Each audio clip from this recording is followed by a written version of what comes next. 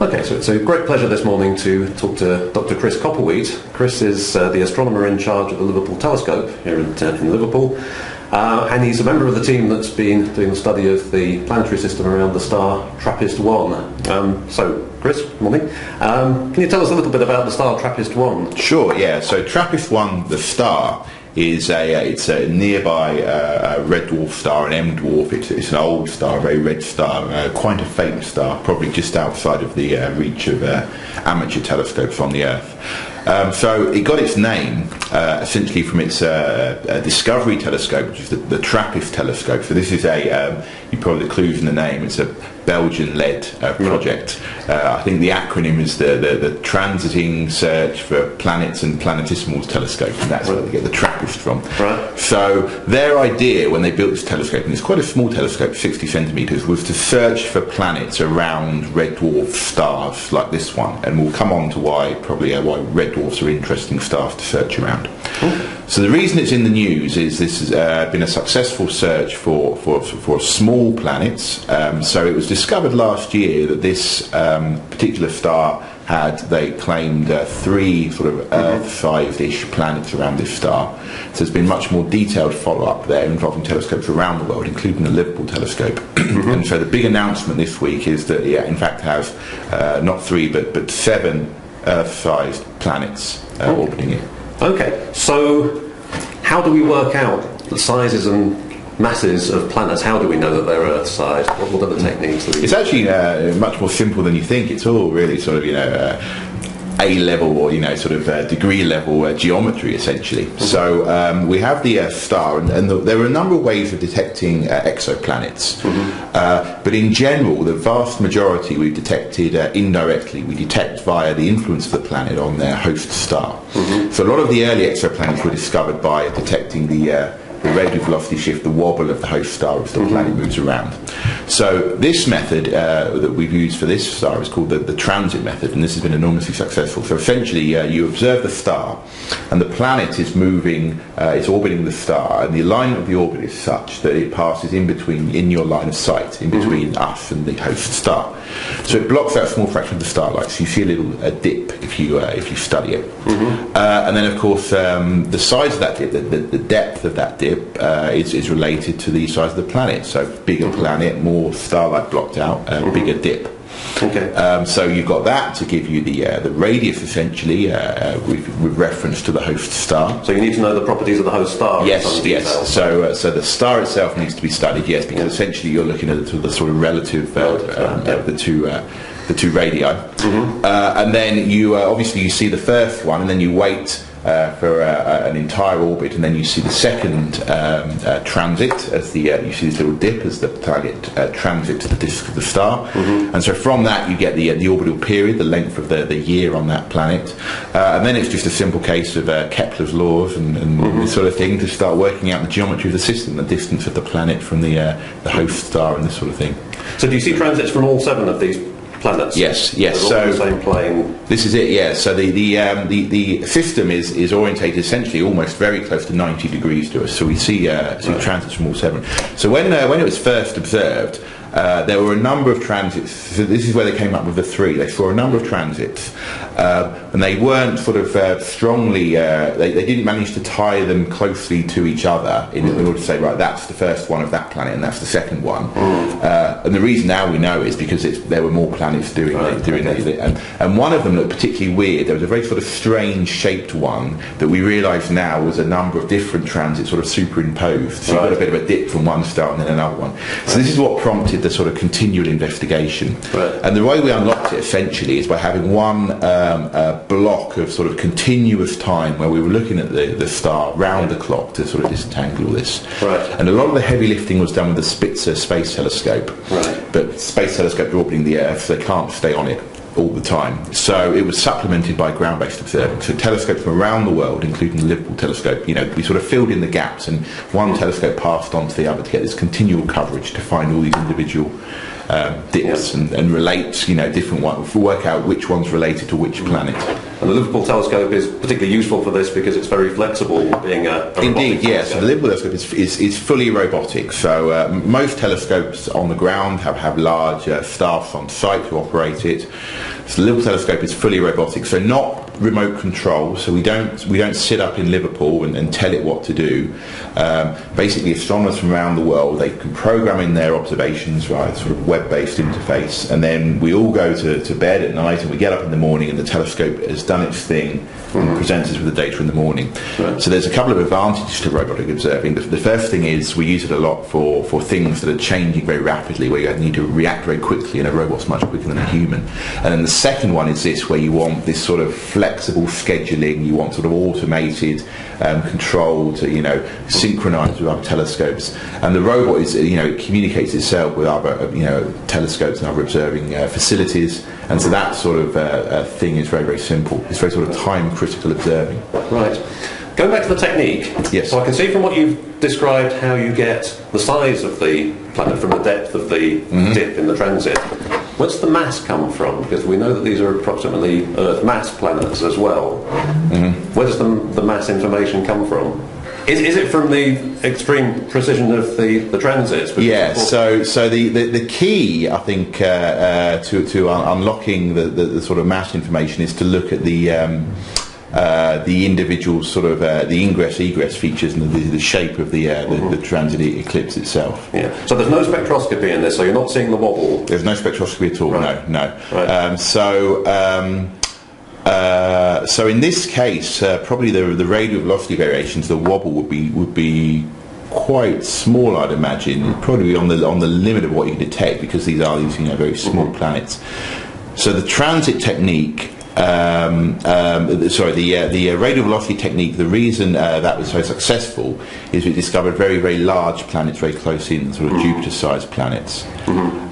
So it's when you push down to the Earth-sized planets, the much lower mass ones, this is when methods like the transit technique really become much more powerful. Okay. So, this is just amazing stuff that we've actually managed to come up with a system of 7 Earth-type planets. Yeah. It occurs to me, is there some coincidence here that so many of they really crowd around the Earth mass, very close to the mass of the Earth and Venus? Is anyone suggesting there's something special about that mass, something about planetary formation that? That's an interesting question, isn't it? Because it's not a very broad range, is there, in this? Are there any? Can you think of any selection effects? Would this technique? Presumably, it wouldn't. There's a limit to how small a planet it could observe. So there may be smaller planets. Maybe smaller, yeah. I mean, my inclination is to think that we're in sort of a small number statistics regime here. Yeah. Okay. Well, that's the scientists' answer. Yeah. I mean, the size of the dip, the sort of the transit dip, it's actually quite large in terms of what we can do. So when this technique was sort of pioneered, we were looking at Jupiter-sized planets, and the transit depth was about sort of 1% typically for the sort of hot Jupiters we were finding. So with an Earth-sized planet, that would be much, much, much smaller. And you're then really pushing the limits of what we can do. So this then gets back to why this particular star was targeted. So it was realised that if you actually target a much fainter, smaller star, that then if you have a correspondingly smaller planet, because we going back to how we were talking about how it's the sort of ratio of the radii that's key here. So then you're back in the regime when the dip is around about 1%, and so that was the case here. So the size of the dips were very, very detectable using modern techniques. 1% is fairly sort of trivial to detect that sort of flux change. So we could have detected planets much smaller around, much smaller in radius around this star. Okay. Had we had they been there. Right. I mean, we can't rule out truly tiny ones. But okay.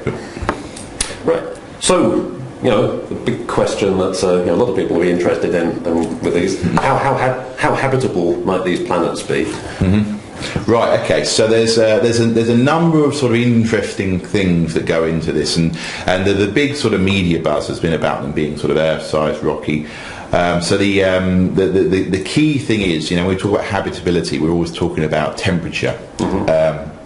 So, we define a region around the star known as the habitable zone. So the distance from the star, essentially the flux from the star incident on the planet's surface, gives you a handle on the surface temperature.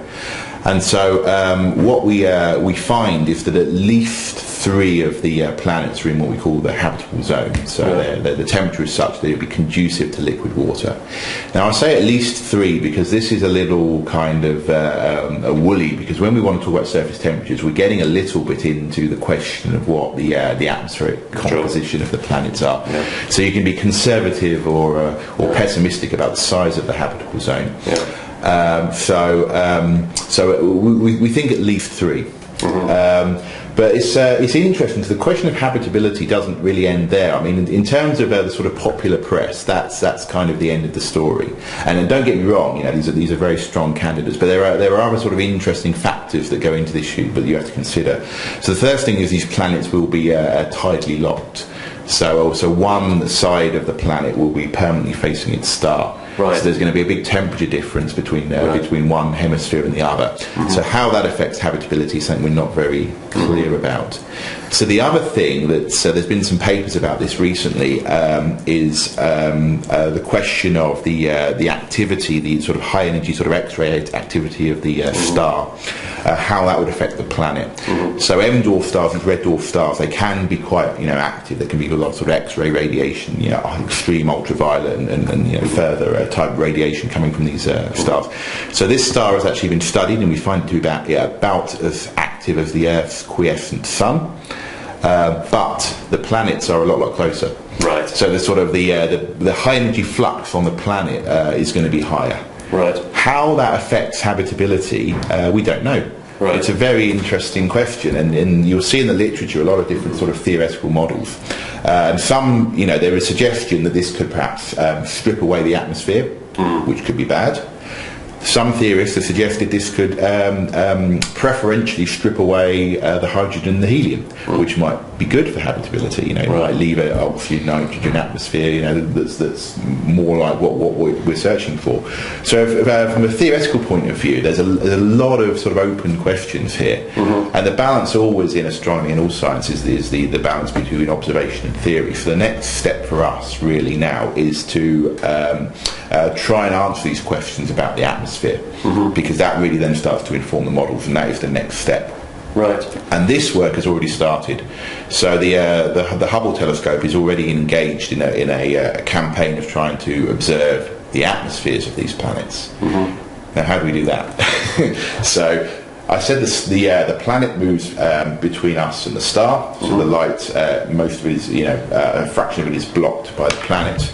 But you have that extended atmosphere potentially around the planet, so some percentage of the starlight, a very, very small percentage, is passing through the atmosphere of the planet before it reaches us.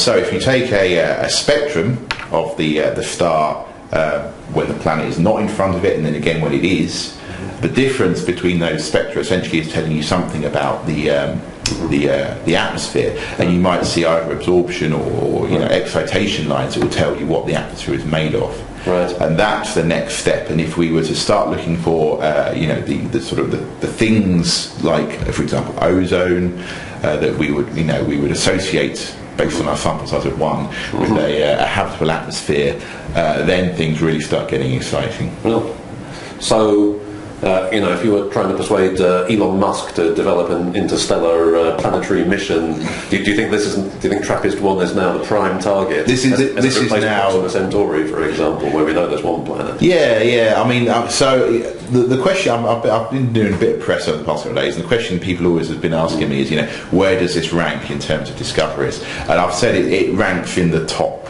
2 probably. So Proxima is exciting because it's so close. It should be emphasised that this one, so 40 light years is the distance to this system, and from an astronomical point of view, that is still really close. That's in our that guard, you know, approximately sort of 4 light years, so we're talking 10 times further. But this is still really close. And yeah, this, you know, if you were to be talking about, you know, exciting targets for any sort of future, you know, if we were to make some sort of technological breakthrough, it's you know, it's right up there. Okay. But we're not going there anytime soon, sadly. It's still not any time soon. But fortunately for us astronomers, there's still, you know, so much we can do from the ground to study this system. I think so sort of building on that point about the distance. I think perhaps the most exciting thing about this discovery is not the fact that we found this one individual system, but the fact that we have found a complicated solar system with lots of terrestrial planets so close to us. It really does start to suggest that these types of planets are truly common in the local universe, which is an incredibly exciting thing. So when people talk about life, you know, it goes back to the sort of the Drake equation. You have all these different sort of parameters that you tweak, and they're all sort of unknowns. You know, how many planets are there, and then how many of them are the right temperature, and then how many form the various sort of, you know, biomarker stages that you need. You know, these are all percentages you multiply along to get some sort of probability. And so we're starting to actually put limits on those early numbers. So we in the past 20 years, the field of exoplanets has grown from nothing. So when I was at school in the 90s, we knew of no exoplanets. And now we know of thousands. So the question about are there planets in the universe? Yes, lots, extremely common, you know, tick. So now we're on the next one, you know, how many of those are sort of, you know, terrestrial, sort of rocky type planets? And this seems to be saying that there are lots. So that's another one. So even if this is a totally sort of barren system with no life at all, the overall probability of finding life, this is a big sort of uplift to the calculation, I think. Right. I think that's probably a good point to finish on. So thank you very much for talking to me. My pleasure. Okay.